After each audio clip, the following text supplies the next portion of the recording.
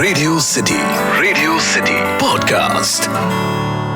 अगर आप 25 से 30 साल के बीच में हो और अगर मैं आपसे पूछूं कि आपकी फेवरेट फिल्म कौन सी है, तो 80% लोग एक ही फिल्म का नाम देंगे, ये जवानी है दीवानी। 2013 में आई अयान मुखर्जी की ये film about friendship, love and travel ने उस जनरेशन को काफी इन्फ्लुएंस किया। Of course you can not compare it with the masterpiece called दिल चाहता है, पर 2013 की ये फिल्म और इस फिल्म के कैरेक्टर रेफरेंसेस आज भी यंगस्टर्स को याद है। ये जवानी है दीवानी का मेन कैरेक्टर बनी या कहे तो कबीर थापर उस टाइम पर लोगों का आइडियल बन गया था। 2013 के टीनेजर्स को लगने लगा था कि वो भी बनी की तरह इलाही गाने पर कंधे पर कैमरा डालकर दुनिया घूमेंगे, बंजारा बन जाएंगे, वेगा बाउंड लाइफ जिएंगे। मैंने इस कैरेक्टर के डायसेक्शन के टाइम ये रियलाइज किया कि किस तरह से ये जवानी है दीवानी का Kabir Thapar has ruined the current generations perceptions. आज की जनरेशन को बनी के इस कैरेक्टर ने बहुत ही गलत सपने दिखाए हैं। So let me tell you what is wrong with ये जवानी है दीवानी का कैरेक्टर कबीर थापर या कहे तो बनी।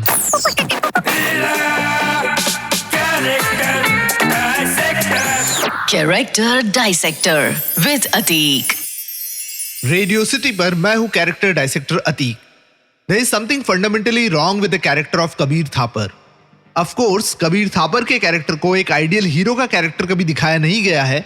मल्टीपल लड़कियों से फ्लर्ट करता है, जुगाड़ू है, ओवर स्मार्ट है, सेक्सिस्ट है और अपने फ्रेंड्स की या अपने पेरेंट्स की फीलिंग का उसे जरा भी ख्याल नहीं है। पर ये सब तो ऊपरी इश्यूज है। There is a major problem with Kabir Thapar. Kabir Thapar खुद तो डिल्यूजन है ही। He presents his delusions to the audience so beautifully कि a young film viewer believes in his delusions. Kabir Thapar ने ये परसेप्शन बंधवा दिया है कि टू अचीव योर ड्रीम्स आपको आपकी पर्सनल लाइफ, आपके फैमिली, आपके रिलेशंस को साइड पे रखना पड़ेगा। मैं उड़ना चाहता हूँ, दौड़ना चाहता हूँ, गिरना भी चाहता हूँ, बस रुकना नहीं चाहता। पर ये उड़ने के लिए, दौड़ने के लिए या गिरने के लिए रुकना भी उतना ही जरूरी है। कबीर थापर ने ट्रैवल डॉक्यूमेंट्री के जॉब को इतना ग्लैमराइज्ड बना दिया है, जहां एक देश से दूसरे देश डॉक्यूमेंट्री वाले ट्रैवल करते हैं, अलग अलग क्यूजीन्स टेस्ट करते हैं, ब्रेथ टेकिंग लोकेशंस को विजिट करते हैं, खूबसूरत लोगों से मिलते हैं। पर सैडली ट्रैवल डॉक्यूमेंट्री मेकर्स ये सब नहीं करते हैं। कबीर थापर या बनी is the most selfish character you will come across.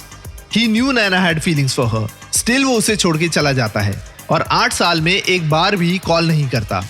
8 साल बाद फिर से मिलने पर नैना इंसिस्ट करती है कि वो उससे दूर रहे as she has moved on. But it's Kabir जो उसके करीब आता है और फिर से एक रिलेशन बनाता है।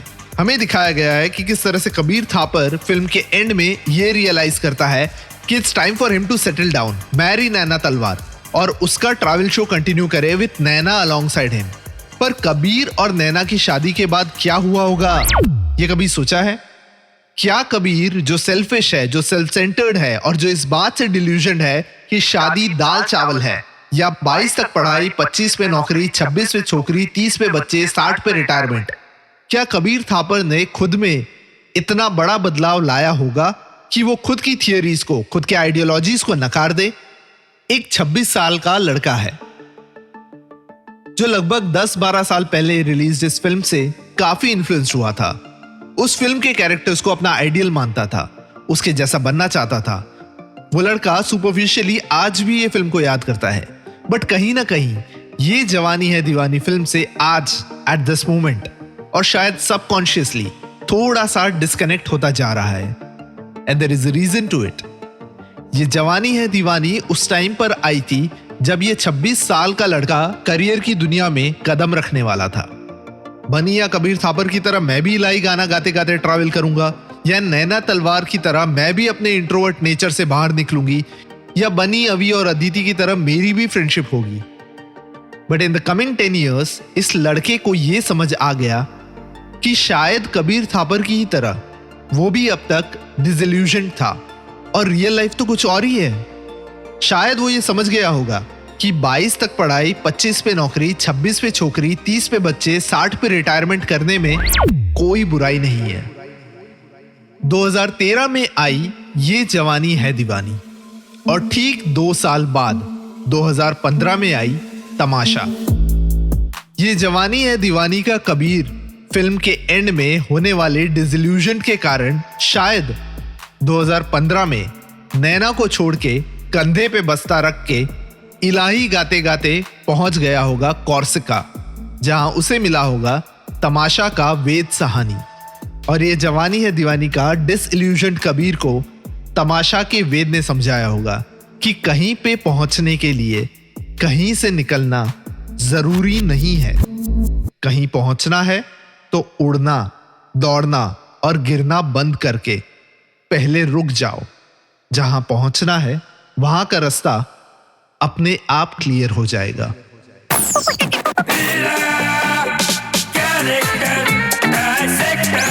Character Dissector with Atik. Radio city podcast. इस पॉडकास्ट का फीडबैक देने के लिए मेल करें podcast@myradiocity.com या इंस्टाग्राम पे कैरेक्टर डाइसेक्टर विद अतीक पे DM करें।